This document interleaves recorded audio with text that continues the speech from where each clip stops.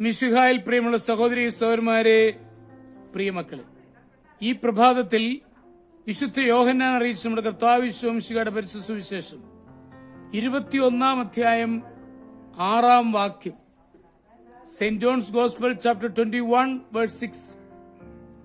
അവൻ പറഞ്ഞു, വള്ളത്തിന്റെ വലത്തുവശത്ത് വലയിടുക, അപ്പോൾ നിങ്ങൾക്ക് കിട്ടും. അവർ വലയിട്ടു. അപ്പോൾ വലയിൽ അകപ്പെട്ട മത്സ്യത്തിന്റെ ആധിക്യ നിമിത്തം അത് വലിച്ചു കയറ്റാൻ അവർക്ക് കഴിഞ്ഞില്ല. ഈശോ നമ്മൾ ഏർപ്പെട്ടിരിക്കുന്ന തൊഴിൽ വിജയിപ്പിക്കുവാൻ ഈശോ ഇതിനുള്ള വിശ്വാസം സഹായകരമാണോ എന്ന് നമ്മൾ ചിന്തിക്കണം. സാധാരണ ജോലിയും ആരാധനയും ഒക്കെ വിഭിന്നമാണെന്ന് നാം ചിന്തിക്കുന്നു. അത് നമ്മുടെ പരാജയത്തിന് കാരണമാകുന്നു. എന്റെ ദൈവം എന്നെ എന്റെ അധ്വാനത്തിൽ സഹായിക്കുന്ന ദൈവമായിരിക്കണം. രാത്രി മുഴുവൻ അധ്വാനിച്ചിട്ടും ഒരു മീൻ പോലും കിട്ടാതെ പത്രോസും കൂട്ടുകാരും നിരാശരായി കരയിലെത്തിയപ്പോൾ ഈശോ കരയ്ക്ക് കാത്തുനിൽപ്പുണ്ടായിരുന്നു.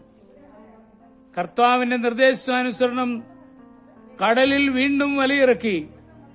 വല നിറയെ മീൻ കയറി. 153 വലിയ മീനെ എണ്ണിയെടുത്തു. ഈശോ അവരെ സഹായിച്ചു. 153 പൂർണ്ണതയെ സൂചിപ്പിക്കുകയാണ്.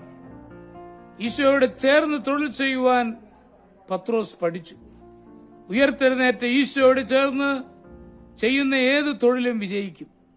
അതിന് പ്രത്യേക മാഹാത്മ്യം ഉണ്ടായിരിക്കും. ക്രൈസ്തവൻ ഏർപ്പെടുന്ന ഏത് തൊഴിലും വിശുദ്ധമാണ്. ഈശോ കാണുകയും കേൾക്കുകയും ചെയ്യുന്നുവെന്ന വിശ്വാസത്തിൽ ഈശോയോട് പറഞ്ഞ ശേഷം പ്രവർത്തിക്കുമ്പോൾ അത് വിജയിക്കും. പിൽക്കാലത്ത് റോമൻ കത്തോലിക്കർ പുണ്യവാളനായി എഴുതിയിട്ടുള്ള ബ്രദർ ലോറൻസ് ആദ്യമൊരു ആശ്രമത്തിലെ കുശിനിക്കാരനായിരുന്നു. അടുക്കളയിലെ മുഷിപ്പൻ വേല താനും ഈശോയും ചേർന്നുമാണ് ചെയ്യുന്നതെന്നായിരുന്നു അദ്ദേഹത്തിന്റെ വിശ്വാസം. യാതൊന്നും അലസമായി ചെയ്തില്ല. ദിവസം തോറുമുള്ള അനുഭവങ്ങൾ ലോറൻസ് എഴുതി വച്ചിരുന്നു. പിൽക്കാലത്ത് ആത്മീയ ജീവിതത്തിൽ അനേകരെ സഹായിക്കുവാൻ എഴുത്തുകൾ സഹായിച്ചു. ഉയർത്തെഴുന്നേറ്റ ഈശോയോട് ചേർന്ന് ചെയ്ത കുശിനിപ്പണി ലോറൻസിന്റെ ജീവിതത്തെ വിശുദ്ധമാക്കി തീർത്തു. നാം ഓരോരുത്തരും ഓരോവിധ ജോലികളിൽ ഏർപ്പെട്ടിരിക്കുന്നു. ഓരോ ജോലിയും ആരംഭിക്കുമ്പോൾ ഈശോയോട് പറഞ്ഞാരംഭിക്കണം. അരികിൽ നിൽക്കുന്ന ഈശോ കാണുമെന്ന വിശ്വാസത്തിൽ അധ്വാനിക്കണം. വിജയം നിശ്ചയമാണ്. എല്ലാ ജോലിയും ദൈവത്തോടൊന്നിച്ച് ചെയ്യുന്നവനാണ് ക്രൈസ്തവൻ.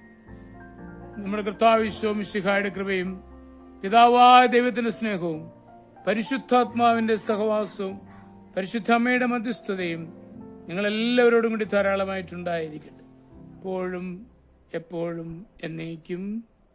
ആമേൻ.